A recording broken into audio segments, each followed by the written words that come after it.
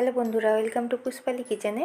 আজকে আমি কোনো রেসিপি নিয়ে আসিনি। আজকে যেটা দেখাবো এটা অনেক দিনের আমার একটা শখ ছিল কেনার।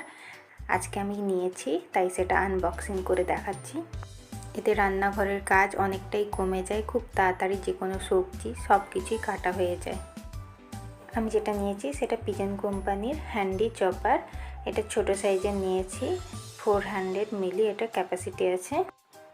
আমি এই প্রোডাক্টটা ফ্লিপকার্ট থেকে নিয়েছি। ফ্লিপকার্টের দাম আমি যেটা দেখলাম 350-এর উপর, 400-এর কাছাকাছি, কিন্তু এটা আমি ফ্লিপকার্ট থেকে মাত্র 1 টাকাতে নিয়েছি।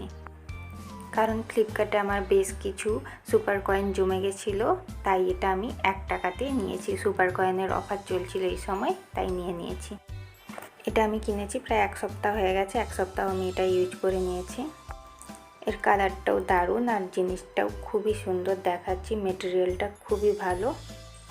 এতে পেঁয়াজ, আলু, গাজর, টমেটো সব কিছু খুব ফাইন চপড হয়ে যায় খুব কম টাইমের মধ্যে।